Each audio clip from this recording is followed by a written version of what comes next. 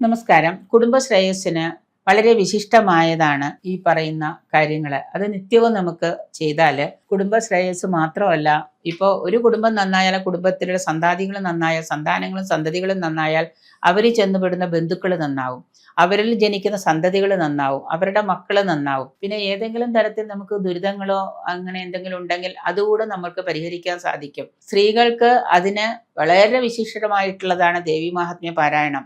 അതിന് സ്ത്രീകൾക്ക് പ്രായോഗികമായിട്ട് ഇപ്പോൾ ആർത്തവ സമയത്തോ അല്ലെങ്കിൽ പുലവാലായ്മയൊക്കെ ഉണ്ടെങ്കിൽ സ്ത്രീകൾക്ക് ചിലപ്പോൾ അതിന് സാധിച്ചില്ല എന്ന് വരാം. അങ്ങനെ പ്രായോഗിക ബുദ്ധിമുട്ടുണ്ടെങ്കിൽ കിട്ടുന്ന സമയം മുഴുവനും നമ്മൾ വെറുതെ വേസ്റ്റ് ചെയ്ത് കളയാതെ ഈ പറയുന്ന ദേവീമാഹാത്മ്യ പാരായണം കൊണ്ട് നമ്മൾ എല്ലാ അധ്യായവും പാരായണം ചെയ്യാൻ സാധിച്ചില്ലെങ്കിൽ പോലും 11ാം അധ്യായത്തിലെ നാരായണീയ സ്തുതി ഉണ്ട്. 11ാം അധ്യായത്തിലെ നാരായണീയ സ്തുതി നിത്യവും നമ്മൾ പാരായണം ചെയ്യാമെന്ന് വിചാരിക്കാം. അത് യാത്രാ സമയത്തും രക്ഷയ്ക്കും നമ്മളുടെ കുടുംബത്തിൽ ഏതെങ്കിലും ആപത്തുകളൊക്കെ പറയുന്നുണ്ടെങ്കിൽ അത് മാറാനായിട്ട് നമ്മൾ നിത്യവും ഈ 11ാം അധ്യായത്തിലെ നാരായണീയ സ്തുതി പാരായണം ചെയ്യുക. നമ്മുടെ ഭർത്താവിൻ്റെയും സന്താനങ്ങളുടെയും രക്ഷയ്ക്ക് വേണ്ടിയിട്ട്. അതുപോലെ 4ാം അധ്യായത്തിലെ 23ഉം 24 ശ്ലോകങ്ങൾ നിത്യവും നമ്മൾ പാരായണം ചെയ്യാം.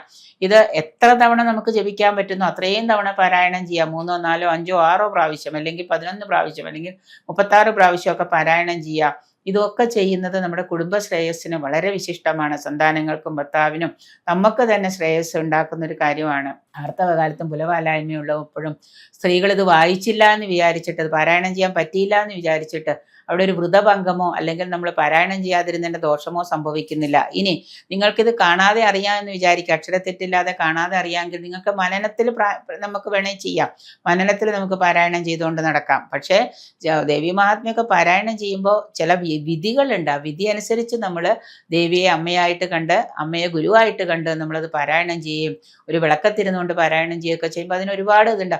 അപ്പം അശുദ്ധി ബാധിച്ചു എന്ന് വിചാരിച്ചിട്ട് വ്രതഭംഗം സംഭവിക്കുന്നില്ല. മറിച്ച് ജപം പാരായണം നമ്മൾ അവിടെ അത് വേണ്ട രീതിയിൽ തുടർന്നുകൊണ്ട് പോവുകയാണെങ്കിൽ കുടുംബ ശ്രേയസ്സും അതിവിശിഷ്ടമായിട്ടുള്ള ഗുണങ്ങളും നമ്മുടെ സന്താനങ്ങൾക്കും ഭർത്താക്കന്മാർക്കും നമ്മൾക്ക് തന്നെ കൈവരിക്കാനായിട്ട് കഴിയുന്നതാണ്.